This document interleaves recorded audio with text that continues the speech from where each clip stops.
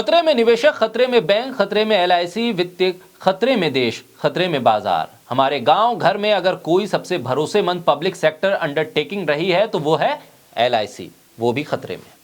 2014 के बाद से बैंकों ने अपना चार्ज बढ़ा दिया। थोड़ी थोड़ी रकम जो हमारी और आपकी जेब से निकाली जा रही है, उसका कारण है अडानी और इनके जैसे कई गोदी सेठ जिन पर कर्ज का एनपीए बढ़ा है। आज भी अडानी बैठे या उठें, पर एसबीआई और एलआईसी में रखी हुई आपकी और हमारी रकम उड़ रही है। उसका क्या? किसी दूसरे देश के सफर कर लेंगे ये लोग, झोला उठाकर निकल लेंगे।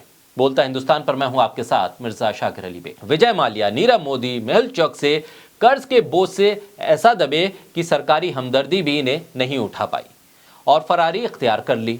कोर्ट में केस चल रहा है, चलता रहेगा, लेकिन किसी पर कोई कार्रवाई होगी ऐसी उम्मीद कम है। इस सब की फरारी से पहले भी और बाद में भी हंगामा खूब हुआ, लेकिन मजाल है कि सरकार टस से मस होती।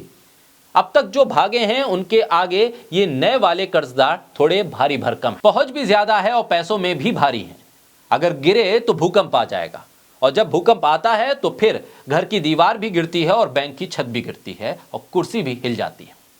सीधे सीधे एसबीआई से लेकर एलआईसी तक के दरवाजे पर खतरे की घंटी बज रही है। ये मानकर चलिए कि सुरक्षा आपके अपने हाथों में है, लिहाजा सरकार का इससे कोई लेना देना नहीं है। मेन स्ट्रीम मीडिया को विज्ञापन लेकर संतुष्टि है, सोशल मीडिया पर हां जरूर कुछ हलचल है। सोशल मीडिया पर कांग्रेस के नेता श्रीनिवास लिखते हैं कि अडानी की बर्बादी का दौर शुरू। आम आदमी पार्टी के नेता संजय सिंह सवाल करते हैं कि इतने बड़े खुलासे पर सरकार से लेकर जांच एजेंसियां खामोश क्यों हैं। समाजवादी पार्टी के नेता आईपी सिंह लिखते हैं कि अडानी की वजह से एनपीए हो रहा है। एक यूजर हैं संजय तिगा, वो लिखते हैं कि पहले तो माल्या, मेहुल चौक से नीरव मोदी लाखों करोड़ों लेकर फरार हो गए, अब अडानी की बारी है।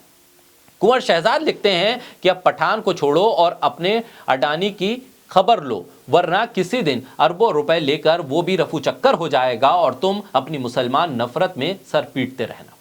समाजवादी पार्टी के नेता हैं मनोज काका, वो लिखते हैं और अखबारों में आए अडानी के विज्ञापन पर तंज कसते हैं।